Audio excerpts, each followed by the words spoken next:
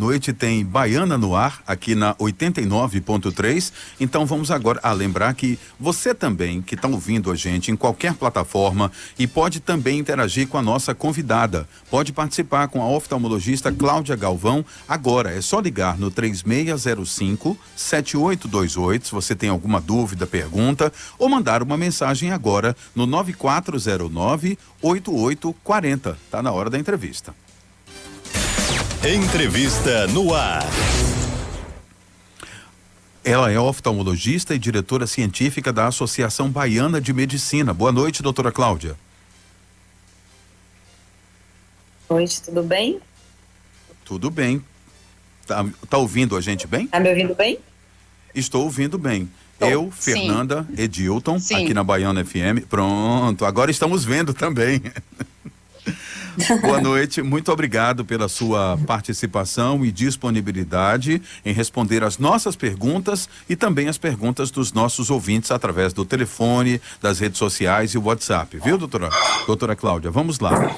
Diante da pandemia da Covid-19, em que os olhos representam uma das portas de entrada para o coronavírus, quais os principais cuidados que a senhora recomenda agora?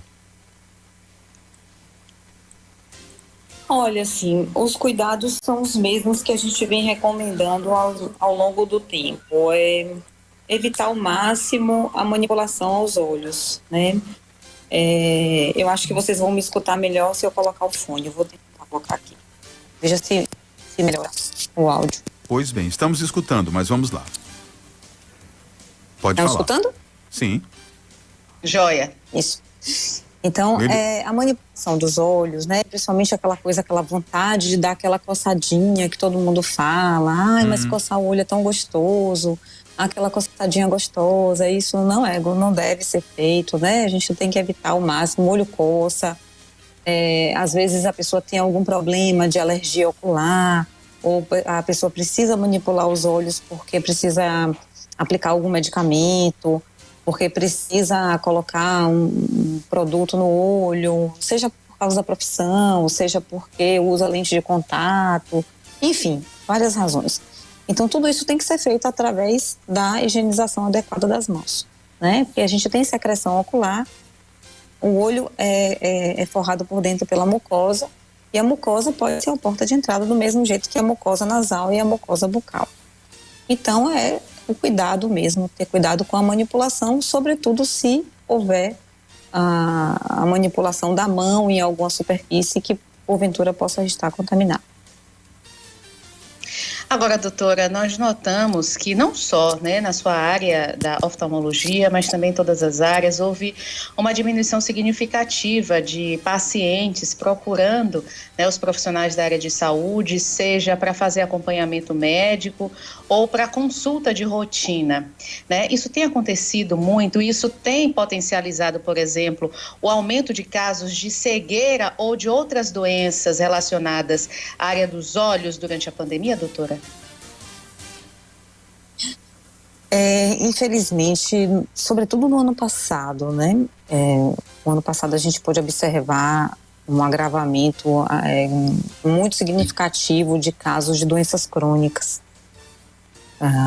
Doenças crônicas de várias especialidades, mas na nossa área, doenças crônicas como glaucoma, como catarata, como retinopatia diabética e outras doenças oculares também que podem inclusive estar ocultas.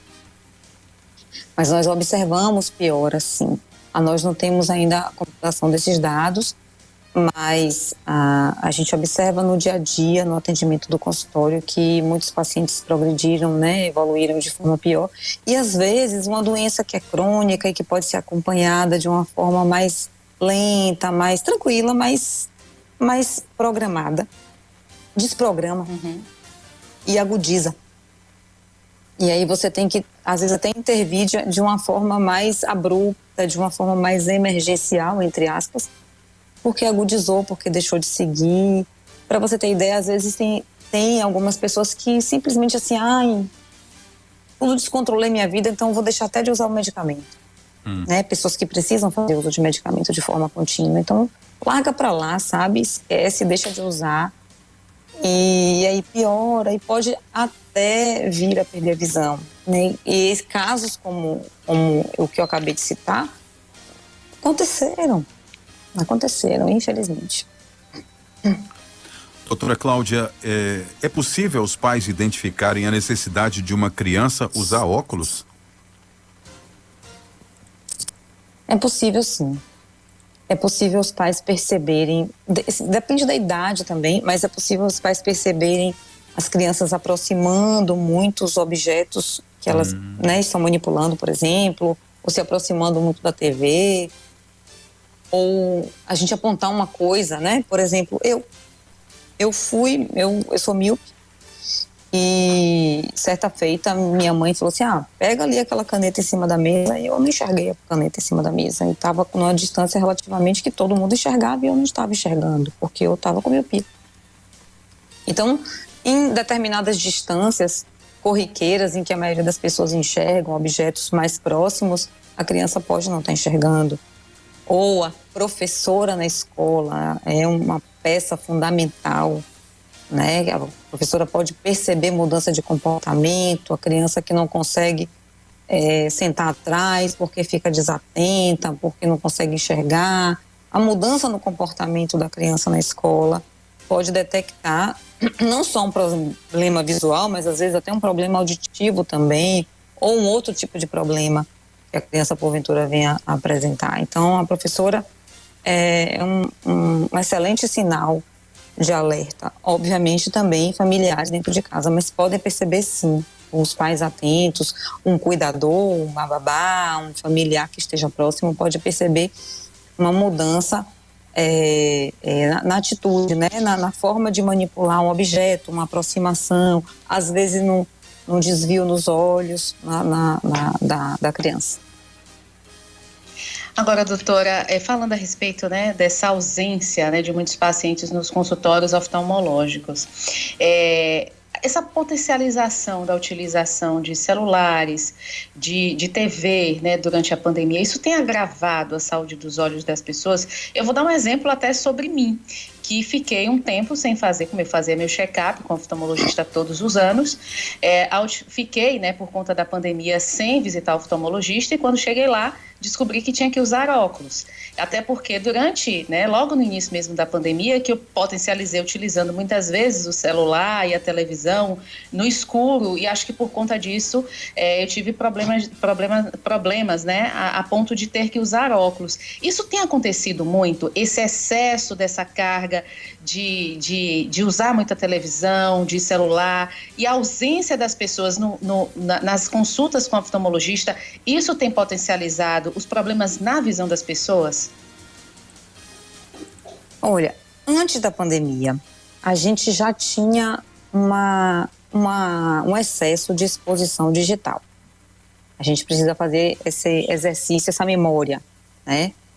A gente já tinha uma certa necessidade, porque tudo que a gente faz hoje em dia envolve tela, quase tudo que a gente faz envolve tela. Na minha profissão, a gente já tem prontuário eletrônico, a gente vai pagar uma conta, às vezes é mais fácil pelo celular, em algumas situações, do que na tela do computador. A gente quase que não vai mais ao banco presencialmente para pagar uma conta. Eu, particularmente, eu não vou. Mas em algumas situações a gente precisa ir ao banco fazer uma operação bancária, né? Muito raramente. Um caixa eletrônico, alguma coisa, aqui também é tela, né? O caixa do banco está lá em frente a uma tela, né? Então, muitas coisas a gente está fazendo na frente de uma tela, seja ela de um computador maior, menor, notebook, um celular, maior ou menor, um celular. Uma televisão dentro de casa, um filme, uma diversão, uma tela. A gente vai ver uma receita para fazer em casa, uma tela. Então, estamos muito expostos, independente da pandemia. Antes de 2020, nós já estávamos muito dependentes. Isso já se falava. Eu me lembro que foi até tema de uma redação de vestibular que minha filha fez. Então, isso já se previa uma pandemia de miopia por conta do excesso de uso de tela. Já se falava disso antes, né? Que muitas crianças, em torno, o número me foge, mas assim, uma quantidade um aumento de mais de 50% das crianças míopes em 2040. Por conta do excesso de tela. Um estímulo da Sociedade Brasileira de Pediatria para as crianças brincarem ao ar livre, para que o foco não ficasse tão próximo como a gente está aqui, né? Ficasse o foco um pouco mais distante, brincar ao ar livre, que eles chamam de brincar no jardim, que é brincar no playground, olhar uma coisa mais, um ponto mais distante, não ficar só olhando para uma coisa muito próxima, para um objeto tão próximo, para que o olho não fique só com aquele exercício de focar o que está próximo e focar alguma coisa mais distante também. Fora que, para a mente da criança, para as crianças, sobretudo a gente está falando aqui das crianças, mas não só para as crianças, o convívio social. Para não ficar só o convívio com um aparelho que ele vai obedecer tudo que eu quiser e não vai haver o conflito, não vai haver a frustração, não vai haver dificuldade, não vai haver aquela, né? Todas as dificuldades que a vida impõe pra gente que são necessárias, são salutares. Então, tudo isso já se falava antes da pandemia. Com a pandemia, isso saiu debaixo d'água e veio pra tona. E veio muito mais. Porque isso foi imposto, né, por uma necessidade da pandemia do coronavírus, do Covid, que a gente ficasse mais recluso e, de fato, o que sobrou foi ficar na frente do computador, trabalhando home office, trabalhando de modo remoto, tendo mais aulas, as crianças com aula online, as crianças que conseguiam, né, porque muitas não conseguiam, tinham muito pequenininhas, não conseguiam se concentrar. Mas, enfim, isso realmente acentuou bastante, né, as pessoas que tinham aquele grauzinho remoto e que ficavam lá em cima do muro, sabe?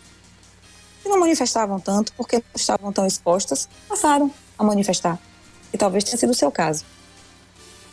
Aquelas pessoas que tinham aquele grau pequeno e que tinham mais um pouquinho, aquele pouquinho que ficava submerso, veio para mais um pouco porque estão mais expostas, a vista cansa um pouco mais. Então a gente tem que dar aquele algo mais, já que o cansaço se impôs pelo excesso do uso de tela. Eu sou uma dessas. Precisei dessa ajudinha a mais, porque fiquei mais um pouco na tela também, muito tempo exposta, né, ensinando, e aula, e isso e aquilo, reuniões intermináveis, e aí por aí vai. Doutora Cláudia, inclusive, os ouvintes que estão no nosso chat ao vivo podem fazer perguntas para a doutora Cláudia Galvão, oftalmologista. Quem está no WhatsApp também pode mandar mensagem de voz, mensagem de texto, 9409-8840, ou pode ligar e falar com ela diretamente, ao vivo, no 3605-7828. Doutora Cláudia, desde 13 anos que eu viajo para Salvador, sou natural de Alagoinhas, e minha mãe sempre dizia assim para mim: menino, não leia enquanto estiver viajando, porque pode causar deslocamento de retina. É fato ou fake? Então, na verdade, o risco de essa história de descolamento de retina ao ler movimentando não é uma coisa real, é um mito. Mas não é bom, porque dá enjoo. Né? Você fica com vários pontos focais ali, você foca em vários pontos, porque o objeto de leitura, ele fica em movimento, fica balançando. Então, quando você fica com vários pontos focais, você foca perto, foca médio, foca perto, foca médio, e aquilo dá uma certa náusea, não é interessante. Você cansa a sua visão. Talvez lá atrás se falou que o paciente que tinha miopia ia ficar com o músculo funcionando demais e aquilo ia propiciar um descolamento de retina, mas a gente não tem prova de que isso é uma realidade, entendeu? Então não é legal porque você vai cansar. Tem pessoas que têm inclusive náusea mesmo, porque justamente pelo excesso de esforço que o músculo faz. Eu não tenho condição nenhuma de ficar lendo enquanto um carro está se movimentando, porque eu não sei se eu consigo chegar no meu destino. Mas hoje em dia quem está com o celular, por exemplo, costuma fazer isso assim, cotidianamente, né? Pois é. Não é interessante, né? Isso cansa demais a visão. Acho que muita gente termina usando o áudio, né, que é um recurso, uma opção que tem para poder, numa situação dessa, mandar mensagem, porque se eu particularmente, se me mantiver, fora que quem está dirigindo não vai ficar lendo, né, por conta do risco. Uma opção é mandar um áudio, ou ligar, fazer uma ligação rápida, resolver aquele problema, para o carro, resolve o que tem que resolver, mas ler mensagem enquanto viaja, não sendo motorista, vai lá, não sendo motorista, não é uma opção muito interessante fazer uma leitura prolongada, porque realmente cansa a visão. Numa situação de estrada que você tem movimentação, não é o adequado. O adequado é você aproveita para relaxar os olhos. É interessante. Muito bem. Tem uma coisa, inclusive, sim, pois não. interessante de se falar, que assim, para quem tem necessidade de trabalhar em home office, acho que vocês dois, né? Eu também, e muita gente que nos escuta. Sim.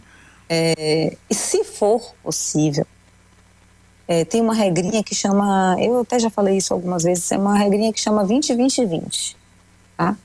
20, a cada 20 minutos. 20-20-20. Assim, é bom usar isso para decorar, mas a gente faz umas modificações. A cada 20 minutos, descansa 20 segundos, aí eu vou explicar como é. Olhando para um objeto a 20 pés. 20 pés, a gente não usa 20 pés. São 6 metros, tá? Então, como é 6 metros, a coisa mais distante que você puder olhar. A coisa mais distante. Você está no estúdio e é tudo muito fechado, muito próximo, fecha o olho e pensa numa praia deserta. Resolve. É uma solução. 20 minutos não dá, porque o programa dura 1 hora, porque a aula dura 1 hora, 50 minutos. Paciência, Sim. Então é 50 minutos. Né? A gente tem que 50 minutos, 2 horas, 3 horas. Se puder, na hora do intervalo, Sim, entra um comercial, a gente então a fecha o gente olho pode, um né, pouquinho. Fernanda, pode olhar os prédios que estão lá fora aqui pela janela, né? Pode olhar Olha o lá fora, passarinho. independente da distância, né? Pode. Olha a coisa mais distante que você puder olhar, ou então fecha o olho, pensa numa praia, numa praia deserta, num horizonte bem distante, e dessa forma você relaxa a sua musculatura ocular. Não foca em nada, Boa não dica, fica lendo doutora. mensagem. Oi? Boa dica pra Boa, gente. ótima, Boa dica. ótima dica. Coisa simples. Simples, custo zero.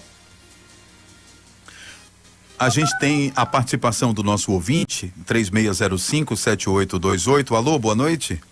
Boa noite. Oi, Edmilson. fala Edmilson, o que é que você manda? Até também a pessoa usa o colírio de mocoma. Pode usar o dia todo ou não? Se pode usar o Ela também colírio o dia tá todo. doutora aí. Certo, vamos saber dela. Depois do intervalo, glaucoma. ela vai responder a sua pergunta. Viu, Edmilson? Obrigado pela sua Eu queria participação. entender, eu não entendi a pergunta. Se a pessoa pode usar Uma o pessoa colírio. que tem glaucoma pode Sim, usar Fernanda. o colírio o dia inteiro, Isso. várias vezes durante o dia. Isso, exatamente. É a pergunta do Edmilson. Depois do intervalo, a senhora vai responder aqui na nossa programação. Outros ouvintes que têm dúvidas também a respeito sobre a sua especialidade oftalmologia, pode participar também, pode mandar mensagem, pode participar através do chat. A gente fecha o bloco com informações de trânsito. À noite tem Baiana no ar na programação da Rede Baiana de Comunicação. Eu, Marcelo Carvalho, Fernanda Cruz e Edilton Luiz, estamos ao vivo na programação com a sua participação. Anote aí o nosso telefone 3605-7828. Nesse telefone você também pode fazer perguntas para a oftalmologista Cláudia Galvão, ou então você pode mandar mensagem através do nosso WhatsApp 9409-8840. Doutora Cláudia, o Edmilson perguntou se quem tem glaucoma pode utilizar-se do colírio durante o dia todo. Causa algum problema? Qual é a restrição? Olha só, quem tem glaucoma normalmente precisa usar colírio de forma contínua. E a forma como vai usar o colírio normalmente está prescrito na receita pelo médico que acompanha esse paciente. Então tem que dar uma olhada nessa receita, porque o medicamento não é um medicamento que você usa durante uma semana, um mês e acabou. Normalmente não é assim, é de forma contínua. Então, por exemplo, se o medicamento é para ser usado de 12 em 12 horas, né, que é manhã e noite, ele tem que usar, não é o dia todo, ele vai usar de manhã e de noite. Se for de 8 em 8 horas, de manhã, de tarde ou após o almoço e à noite. Se for apenas uma vez ao dia, vai ser ou pela manhã ou pela noite, a depender da prescrição do médico assistente. Contanto que seja sempre no horário fixo. E é bem importante, por que é importante que use no horário correto? Porque esses colírios, ele tem um tempo de ação. Tem medicamento que age em 24 horas. Tem medicamento que age em 8 horas. Depois das 8 horas, ele para de agir. Tem medicamento que age em 12 horas. Usou agora, 12 horas depois, ele cai o efeito. Aí você precisa usar novamente para ele voltar a agir. Se a pressão do olho, a pressão ocular, né, tal qual a pressão do sangue, se ela é elevada, né, e ela precisa da ajuda do medicamento para baixar, a pessoa pinga o colírio, a pressão baixa. Depois de 12 horas, vamos supor, né, pingou, baixou. Depois de 12 horas, se você não pingar de novo, ela vai subir de novo. E aí vai causar a alteração, né, que é a alteração que o glaucoma causa, que é a lesão no fundo do olho, no nervo do olho, que lá adiante pode causar cegueira. Então, de uma forma geral, mais de quase 100% dos casos, a medicação é de uso contínuo, de acordo com a prescrição, com a receita do médico assistente que acompanha o caso desse paciente, do seu Edmilson, não é isso, seu Edmilson? Isso. Nós estamos conversando com a doutora Cláudia Galvão, ela que é médica oftalmologista. Doutora, eu queria que a senhora falasse um pouquinho dos cuidados que nós temos que ter com os olhos no sol, né? Principalmente as pessoas que fazem algum tipo de atividade, né? Que vão mesmo à praia, né? De que forma que as pessoas devem escolher o melhor óculos de sol, qual é aquele que de verdade protege e cuida da saúde dos olhos? Olha só, a proteção ocular durante o verão, né, ou então numa cidade litorânea como a nossa, a gente deve ter cuidado usando óculos com o filtro contra a radiação ultravioleta. Isso a gente consegue buscando fazer a compra em locais, normalmente nas óticas, que vendem óculos com procedência, né, que a gente tem a garantia e tal. Tem lentes que tem, além da proteção violeta, tem lentes polarizadas, que dão uma proteção um pouquinho maior em relação à radiação ultravioleta também, né, para quem faz esportes mais radicais, como esqui, que não é nosso caso, né, mas também para quem faz esporte aquático, enfim. Para quem faz esporte aquático, há um cuidado também esporte que você vai submergir, né? Então você pode usar aqueles óculos para mergulho, por conta da irritação ocular. E aí depende disso, né? É esporte aquático do mar, esporte aquático em ambiente fechado, com cloro. Aí tem pessoas que são alérgicas, que reagem um pouco mais, que a mucosa é um pouco mais sensível às substâncias químicas que são colocadas em piscina. Então vale a pena ter, se for mais sensível, um soro fisiológico, um colírio lubrificante para ao sair da piscina, se precisar lubrificar, umidificar a mucosa, né? Lavando as mãos, tendo esse tipo de cuidado também. Então, é a proteção contra a radiação solar. Para quem precisa usar também uma proteção com chapéu, boné, também, se for o caso, com proteção UV, e também lubrificantes oculares, obviamente sempre obedecendo às regras de higiene. Doutora Cláudia, a Denise do Dom João escreveu aqui no WhatsApp: boa noite, uma pergunta, todas as pessoas que têm diabetes podem perder a visão? Então, essa é uma possibilidade. Todo paciente com diabetes, ele tem o risco de ter a retinopatia diabética e, consequentemente, de ter algum grau de perda visual. Lógico que a gente vai ficar pensando, tenho diabetes, eu vou perder a visão. Não é assim, né? Por quê? Porque diabetes tem vários tipos de diabetes e dentro dos vários tipos de diabetes tem os vários graus de retinopatia diabética. Então, o paciente com diabetes, recentemente, inclusive, pela ABM, né, pela via de editoria científica da ABM, uma coisa que eu fiz muita questão de fazer foram sessões científicas buscando, e nós estamos fazendo ainda, abertas, são sessões gratuitas, trazendo os estudantes de medicina e os especialistas em determinadas áreas. E nós levamos o presidente da Sociedade de Endocrinologia e Metabologia, ou seja, o presidente da sociedade que cuida disso, de endócrino, da parte de diabetes, e um especialista em retinopatia diabética, na doença do diabetes que se manifesta nos olhos, e os estudantes de medicina para debater esse assunto. Então, o paciente que é diabético, ele precisa fazer as visitas regulares ao médico do diabetes, que é o endocrinologista, esse nome grandão, e ao oftalmologista também. Não adianta nada a gente, na nossa área, tratar o paciente, fazer o tratamento A, B, C, com injeção, com laser, com isso, com óculos, com aquilo, porque a gente só vai enxugar gelo se o paciente não tratar o açúcar, não controlar a glicemia, não fizer a parte dele lá principal. O tratamento mãe, o tratamento chave está na dieta, no controle do açúcar e talvez medicamento, seja com insulina, com comprimido, seja lá o que for.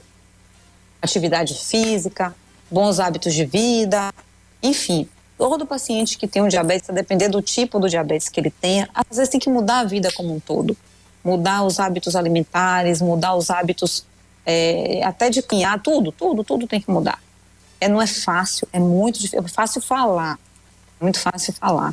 Fazer é bem difícil, mas precisa fazer, cada um tem que tomar essa decisão e essa decisão é muito pessoal mesmo, né? Precisa de ajuda, a gente na vida não vive só, a gente sempre precisa de ajuda, precisa da ajuda nossa, nós médicos, médico, nutricionista, enfermeiro, os fisioterapeutas, os profissionais de educação física, todo mundo em conjunto pode entrar aí nesse samba para ajudar um paciente portador de diabetes para que ele tenha uma qualidade de vida melhor. Tem aqui, doutor, uma pergunta da ouvinte Paula, que mora no Lobato. Ela disse que tem glaucoma e está com medo de operar por conta da pandemia. Mas, além disso, ela tem medo por conta dos riscos da cirurgia. Ela quer saber quais são os riscos e se nesse momento a senhora aconselha ela fazer a cirurgia que já estava marcada para o início do ano. Paula, quanto medo, hein, amiga? Muito, de tudo. Pelo que ela falou. Tá cheia de medo. Olha, eu não sei seu caso, mas pelo visto você estava com a cirurgia marcada. Uma pessoa que tem glaucoma e que está com a cirurgia marcada é porque precisa operar. Assim, eu estou partindo desse princípio, certo? Porque a doença evoluiu, a doença progrediu. E se a doença progrediu, está merecendo um tratamento adicional que os colírios não estão conseguindo conter. Lembrando que a doença não vai ser curada. A cirurgia é como se fosse um colíriozão que a gente coloca para tentar conter a doença, e aí é como se a gente rodasse o relógio para trás e voltasse no tempo um pouquinho, e depois pode precisar começar tudo de novo com colírio. Infelizmente nós não temos cura, né? Temos o controle, é uma tentativa de controle. Em relação ao medo da doença, vamos um medo de cada vez, o medo da doença, né? O medo de operar o glaucoma, que é uma doença que não cura e tal, mas é isso que eu tô falando, assim, se a doença progrediu e os colírios não estão conseguindo controlar, não tem muito o que pensar. Às vezes você tem que partir para a coragem, confiar no seu médico que está lhe acompanhando, conversar com ele de novo sobre as dúvidas que tem sobre a cirurgia, o que você pode esperar, o que você pode não esperar. Na vida não tem nada que não tenha risco, a gente bota o pé para fora de casa e a gente tem risco. A gente pega um elevador, a gente tem risco. Se a gente tivesse risco zero, a gente não estava vivendo uma pandemia agora. Agora, puxando para o outro lado da pandemia. Vamos para o segundo medo, que é o medo do Covid. Agora, a gente está vivendo um momento mais tranquilo em relação ao Covid, porque as taxas de ocupação das UTIs em geral, reduziram mais. Então, nos parece um momento mais tranquilo em relação à pandemia para você fazer uma cirurgia do que já passamos no passado. Então, obviamente, que vai depender da sua situação, da sua necessidade. Eu não deixei de trabalhar momento nenhum desde aquela época lá atrás, quando tudo começou. Cirurgia, o movimento cirúrgico caiu quase zero, mas ainda assim eu operei, ano passado eu operei, porque as urgências acontecem, sabe, Paula? E a necessidade de cada um, às vezes, fica maior do que o risco. Então é isso que você precisa saber, o que é que está maior, porque às vezes o medo vai ficando tão grande e ele vai ultrapassando a necessidade na sua cabeça. Então é uma coisa que você precisa pensar na sua vida, né? E conversar com o seu médico, que é a pessoa que tem que lhe passar confiança. Você tem que pensar direitinho e conversar com ele sobre todos os seus medos para você poder vencê-los. Porque no final das contas, a luta e o medo, você tem que lutar você mesmo com eles. Nós estamos conversando com a diretora científica da Associação Baiana de Medicina, oftalmologista Cláudia Galvão. O Dildon Salles, de Madre de Deus, mandou uma mensagem aqui pelo WhatsApp. Boa noite, Marcelo, Fernanda, Edilton. Pergunte à doutora se o colírio Optive pode ser utilizado em uso contínuo. Esse colírio que ele se refere é um medicamento, um lubrificante, são gotas umidificantes. Para quem não tem nenhum tipo de restrição, pode ser usado de forma contínua, porque é um medicamento só apenas lubrificante, não tem nenhum tipo de restrição, a menos que a pessoa tenha alergia, conservante, alguma coisa do tipo. É isso, sem problemas. Doutora, eu queria falar um pouquinho a respeito das lentes de contato, né? Não só aquelas de grau, como aquelas estéticas, né? Com as lentes coloridas. Há algum tipo de contraindicação? Olha só, lente de contato, contraindicação para lente de contato são contraindicações do tipo assim: você tem alergia, pessoa que tem alergia, que não consegue manipular a lente de contato. Tem paciente que não consegue abrir o olho para colocar a lente de contato porque tem dificuldade no manuseio, né? Primeiro. Paciente menor de idade, criança, que não tem responsabilidade, a gente tem contraindicação relativa, né? E para você ter ideia, tem situações que criança pequena e bebê a mãe pode manipular uma lente e colocar no bebê. Isso é a exceção da exceção da exceção. Mas não é o habitual. Porque para manipular um lente de contato é uma responsabilidade. Você está colocando um corpo estranho, limpo, dentro do seu olho, que é uma mucosa.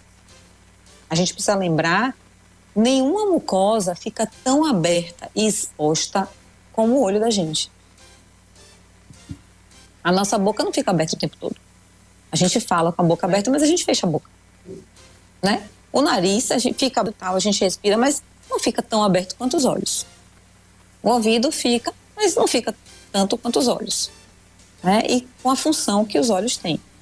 E a gente vai lá, pega uma lente, que é um pedacinho, né? Com um material, entre aspas, derivado do plástico e tal, super desenvolvido, e a gente coloca no olho. Então tem que ser um material bom, e tem coisas fantásticas, materiais maravilhosos, marcas excelentes. Então tem que ser feito com responsabilidade, né? Tanto em relação ao grau, tanto ao tipo de curvatura e inclusive as estéticas. A responsabilidade, quanto menos funcional for a lente para o paciente, mais responsabilidade o paciente tem que ter. A pessoa que for colocar a lente no próprio olho tem que ter na hora de manusear. Não é verdade? Então, a principal contraindicação que a gente tem, assim, é o paciente que desenvolve alergia ao material da lente, a algum produto, né? E isso não é uma coisa tão incomum. E às vezes o paciente desenvolve alergia à lente de contato. Tem paciente que tem grau e que a gente não consegue encaixar o grau adequado para ele. Não consegue achar a lente que consiga ser compensado com aquele grau. Seja porque o grau é um grau diferente, um grau forte demais, assim, para vocês entenderem, um grau forte demais, que tem graus aberrantes e que a pessoa não consegue enxergar bem, e ali não dá para colocar lente de contato, não consegue corrigir da maneira adequada. Apesar de lente de contato não ser o meu objeto de trabalho diário, eventualmente recebo pacientes com lente de contato e que fazem mau uso de lente de contato. Então, a falta de higiene é um problema. Então, o uso de lente de contato e piscina não combina, né? Só faz a rima aí, mas não combina. Não de combina. forma nenhuma. É um perigo gravíssimo. Então, por isso que às vezes a gente quando vai, assim, a gente vê às vezes, isso eu já passei na época que eu atendia pacientes mais jovens, né, adolescente, criança, que às vezes, né, quando começava a usar óculos, tinha grau e aí queria adaptar a lente de contato, a gente chama pai, chama mãe, olha, vocês são responsáveis. Porque se tiver algum problema, não é raro acontecer, porque aí vai para uma piscina, vai para um clube, vai para uma festa, e aí vem um problema, e aí pode ter, inclusive, uma perda visual. Carnaval, festa, troca de lente, um compartilha a lente com o outro. Tem umas lentes, eu não me peça para repetir o nome, tem umas lentes coloridas que se coloca para coisa fantasia, não sei o nome. Que, sei lá, tipo uns personagens, anime, alguma coisa do tipo, que eles colocam para mudar a cor do olho, a cor da esclera. E aí, às vezes, há compartilhamento de lentes, tal qual se compartilha a maquiagem, e às vezes a gente pega isso no consultório e aí é problema, né? Porque é infecção, enfim. Então, a gente tem que ter bastante cuidado em relação a esse tipo de coisa. O nosso telefone está à disposição, disponível para que o ouvinte possa entrar em contato com a gente ao vivo no 3605-7828. Alô, boa noite. Boa noite. Boa. Quem está falando? Davi. Pois não, Davi, pode perguntar. Reforçando o que a doutora falou aí sobre a cirurgia de glaucoma, essa moça que ligou aí disse que tem medo, ela pode fazer a cirurgia dela de glaucoma, que eu já fiz tanto como 4 vezes, dessas a Deus me dei bem, viga, tá controlado, o glaucoma tá controlado, né, que usa colírio, tá entendendo? Fale com ela aí, que não tenha medo de fazer a cirurgia não. Medo faz se ela não fizer, perder a visão, que nem eu perdi de um olho. Então, de um olho só, eu já fiz 4 cirurgias e me dei bem. Boa noite, muito obrigado. Obrigado, Davi. É um bom exemplo aí? Isso daí é uma coisa raríssima. Seu Davi, parabéns pro senhor. O senhor, além de ser um cara de coragem, certo? O senhor é firmeza, como dizem por aí. Firmeza. Porque o senhor é um cara de coragem, botou a cara na tela, falou e ainda disse que fez 4 vezes. Não tem que ter medo não, porque é assim mesmo. A cirurgia de glaucoma, às vezes você precisa fazer uma vez e precisa revisar essa cirurgia. É tipo carro, que você compra o carro e você precisa fazer umas revisões. Então é assim mesmo. Então, às vezes, fazer 4 vezes significa que não deu certo? Não, não é isso não. É porque às vezes significa que você precisa fazer uma revisada para a cirurgia ir melhorando com o tempo, entendeu? Então, é isso daí. E ele falou uma coisa muito importante, você tem que ter medo de não fazer, porque perde a visão, se não fizer. Então o paciente fica assim, não, eu estou enxergando, para que eu vou fazer? Para que eu vou bulir? Ele está enxergando, só que assim, na situação, o glaucoma, a pessoa ela enxerga, ela vai perdendo o campo de visão, que é a visão lateral, não percebe porque é muito pouco, é muito sutil, vai perdendo, ela não quer mexer, porque todo mundo assim, você não mexe no time que está ganhando. E de repente, a visão fecha. Aí, quando a pessoa sente que a visão central foi embora, aí ela decide operar. Só que aí, mexer no olho que já está na beira do abismo é ruim para o mundo, inclusive para o médico. E antigamente, os médicos não queriam operar. Não, já está assim, não opera mais não. Agora deixa perder sozinho. Entendeu? Então ele está certo. Parabéns, viu, seu Davi? O senhor realmente, agora, eu acho que uma vida inteira, quase, 25 anos fazendo glaucoma, que é minha área de atuação, viu? É glaucoma. Sim. Pela primeira vez, eu vi uma pessoa numa mídia, numa televisão, um paciente ter a coragem de fazer isso. Eu acho que uma das poucas vezes que eu vi minha especialidade assim, valer a pena pelos outros, pela pessoa ter coragem. Eu tô realmente, hoje foi um dia que valeu. Que maravilha, que maravilha, viu, doutora? A gente também fica feliz, viu, doutora Cláudia?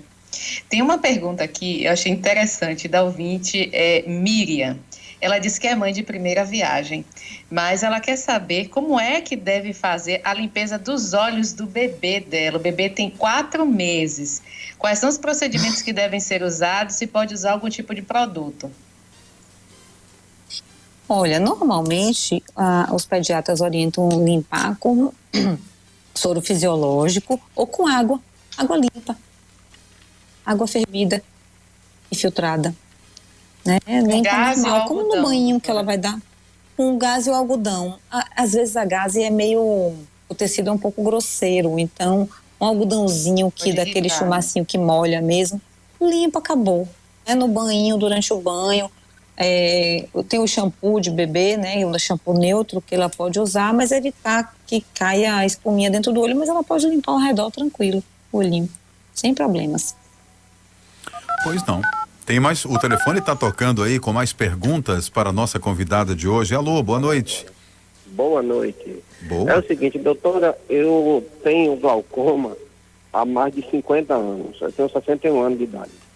Mas, há um pouco tempo, de 2 anos para cá, foi que a visão praticamente, eu já perdi um olho, já passei por vários hospitais. Os últimos foi Humberto Castro, foi doutora Rosa, e o Hospital Quivan, que foi doutor José Wilson e doutora Suzana. Mas parece que eu estou dentro das nuvens, entendeu? Dentro da nuvem. Eu sou de Dias d'Ávila aqui, me cediando de Dias d'Ávila. Então é o seguinte, eu quero saber se o glaucoma, operando uma catarata, limpa essa nuvem que está no, como é que se chama? Nos meus olhos, e parece que eu estou dentro das nuvens, não consigo ver ninguém, não mais nada, somente o clarão e o reflexo, normalmente. Eu só tenho uma visão agora, que é a esquerda, a direita eu não enxergo mais não. E o colírio... Como é o nome do senhor mesmo? João Dias d'Ávila. Ah. Pronto. Viu? Então é o seguinte, e o colírio que queima, aquele que bota, que queima mesmo, que ele é bom, ou que não queima, o que é bom, que tem um que bota que chega a arde mesmo, porque eu já usei Glanforte, Travatan, Travapós, Glauber, é tanto colírio que parece até um caminhão de colírio. Me dê essa resposta, por favor. Obrigado, João, pela sua participação. Obrigada, seu João. É engraçado o senhor falando, viu? É só a forma do senhor falar que é engraçado. Mas assim, ó, em relação a clarear, o senhor fala a expressão engraçada, o senhor está nas nuvens, assim. A nuvem que o senhor fala pode ser, parte da nuvem pode ser catarata e parte da nuvem pode ser glaucoma. O que for da catarata, a cirurgia melhora. O que for do glaucoma, a cirurgia não melhora. Certo? Então, é bom ficar isso bem claro na cabeça do senhor. Tá dando para me escutar? Estamos. Sim. Agora, doutora Cláudia, ainda falando sobre o glaucoma, tem alguma característica genética o glaucoma? Por exemplo, os filhos que têm o pai ou a mãe que tem glaucoma devem se preocupar, devem procurar um médico porque tem alguma carga genética nesse sentido? Sim. Sim, muito. Sim, desse tamanho, caixa alta, fonte 50. E negrito. Negrito. Isso. A gente sabe, alguns genes foram identificados em relação ao glaucoma. Inclusive, tem um brasileiro que estuda, doutor José Paulo Vasconcelos, na Unicamp. Mas assim, não é uma coisa fácil você pegar as pessoas que são portadoras de glaucoma, colher o sangue, fazer estudo genético, porque não é uma coisa barata, é uma coisa um pouco cara.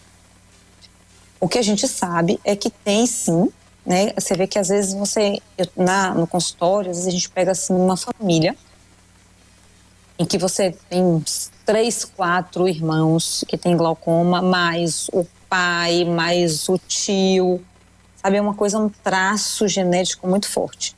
E às vezes você tem aquele caso, a gente chama do caso esporádico.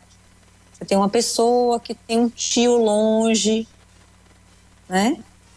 Que esse tio tem um avô, talvez seja, eu vou falar de uma forma mais jocosa e com brincadeira para entender. O gene mais fraco, aquele gene ali era um gene fraquinho, talvez, entendeu? E já nesse caso em que tenha muita gente, né, tem 5 irmãs, mais a mãe, mais 3 tias, mais 5 primas, esse gene aí, ele é quente, sabe? Ele tem uma expressividade, ele se expressa. Eu converso com o paciente assim, ó, o gene, o senhor tem, ele está dormindo. Se ele vai acordar, a gente não sabe. Então, a gente tem que ficar com as antenas ligadas, né? Para fazer toda a prevenção. Qual é a prevenção? É fazer as visitas, fazer o check-up e avaliar para ver se aparece algum sinal e daí começar a tratar o mais cedo possível. E em relação aos colírios que o seu João falou, de Dias Dávila, acho, colírio que queima, que arde, né? Os colírios ardem. Algumas pessoas sentem mais alguns medicamentos do que outros. É a sensibilidade pessoal de cada um. Tem gente que esse colírio daqui, digamos, vamos supor que esse colírio aqui, essa caneta é um colírio, eu uso, não sinto nada. Minha irmã usa e acha que aquilo é uma pimenta. Então, isso é sensibilidade da mucosa, da lágrima de cada um. Às vezes a gente tem um pouco mais de proteína, ou tem um pouco menos de proteína, ou alergia, enfim. Então, isso é muito de pessoa para pessoa. Agora, obviamente, quem usa muito colírio vai ter uma sensibilidade maior. A gente vai pedir que a senhora fique mais um pouco, logo depois do intervalo, para continuar e a gente ir para a última parte da nossa entrevista aqui com a oftalmologista Cláudia Galvão. Sua participação continua, fique à vontade para ligar e falar ao vivo com a gente. Fernanda Cruz, Edilton Luiz e Marcelo Carvalho, você pode ligar no 3605-7828 e pode também participar da entrevista com a oftalmologista Cláudia Galvão. O WhatsApp é o 9409-8840. Doutora Cláudia, a gente chega ali na clínica, tem sempre aquela promoção, faça o exame de graça, faça o seu óculos aqui e ganhe um óculos de sol. Quais são os cuidados para escolher os óculos de sol? Olha, óculos de sol você tem que prestar atenção na ótica da sua confiança, se ele tem a proteção contra a radiação UV. Normalmente tem um certificado, né? As óticas né? Nós temos óticas excelentes na cidade, de excelente nome, e tem um certificado. E se você tiver alguma dúvida, se você, né, porventura ficar com algum tipo de receio, tem um aparelhinho que ele emite a radiação e coloca o óculos e ele neutraliza a radiação, né? Um emissor de radiação e ele neutraliza a radiação. Então é uma coisa fácil de se testar. Se por um acaso, né, se tiver necessidade de esse tipo de checagem, as óticas têm isso daí para ser avaliado. Mas normalmente as óticas que nós temos na cidade, elas são de confiança, são de boa procedência, não vendem material. A gente, né, crê na boa fé e crê, né, que não haja material de má procedência.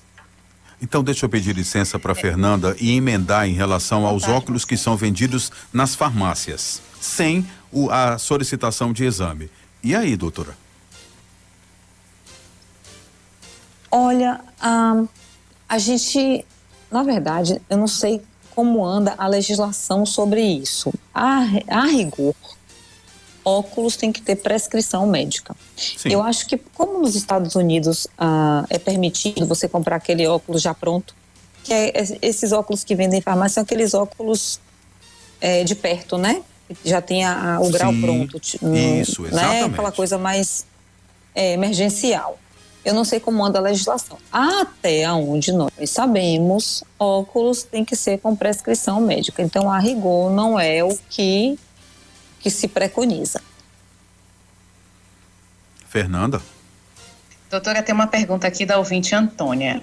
Ela disse que o pai dela tem 58 anos e disse que ele tem catarata em um dos olhos e tem pressão alta em ambos os olhos.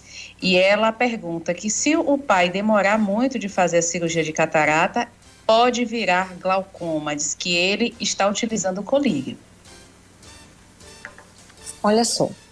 O paciente que tem a pressão alta no olho, ele pode ter hipertensão ocular e pode ter glaucoma, certo? Às vezes fica parecendo meio confuso, né? Mas glaucoma não é a pressão alta do olho, né? A gente sempre fala. De fato. Às vezes o paciente tem pressão alta no olho, mas não tem aquela lesão típica do glaucoma. Isso é mais raro, viu? É mais raro. É uma questão mais de conceito. Se ele está usando o colírio, possivelmente ele já tem o glaucoma. É possível. E na cabeça do paciente, tá com a pressão alta do olho, então eu tenho que usar o colírio para controlar.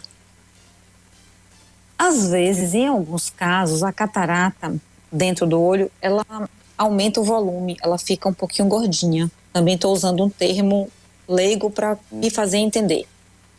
Ela fica entumescente e agrava o problema que já existe, o problema já existente. Já existe o problema da pressão alta do olho. E a catarata pode fazer a pressão que já é alta ficar um pouco mais alta. Certo? Não é que aquilo ali vai dar o glaucoma, mas pode agravar um problema que já existe, uma predisposição. Então, às vezes o médico fala, olha, vamos fazer a cirurgia porque está sendo agravada pela catarata.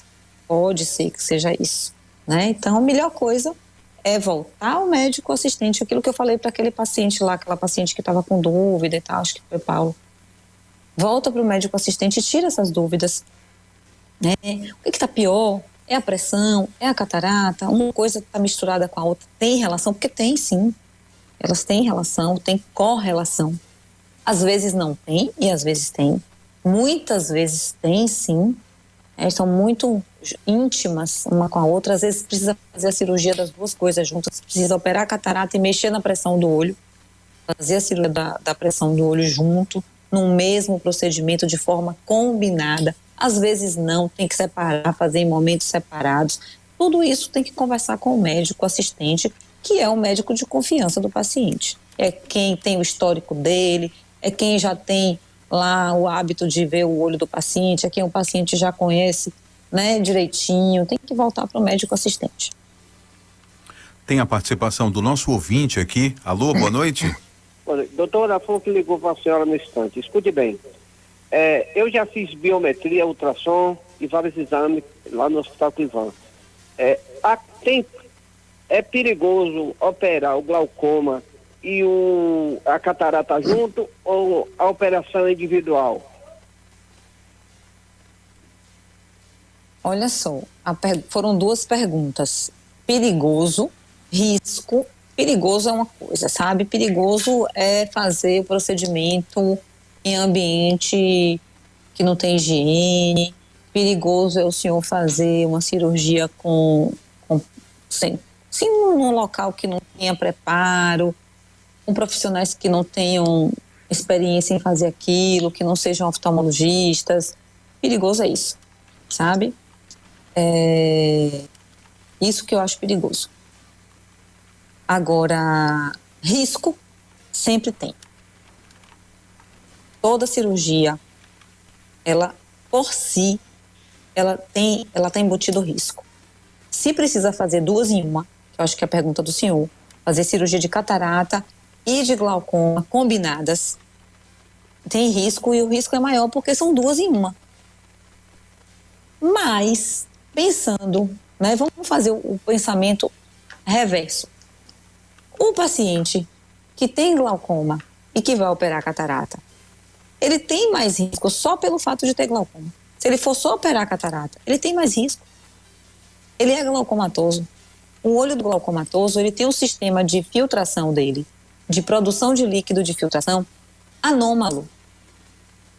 Ponto. Com catarata ou sem catarata. E quando vai operar, é diferente. Não responde da maneira como um paciente que não tem o glaucoma.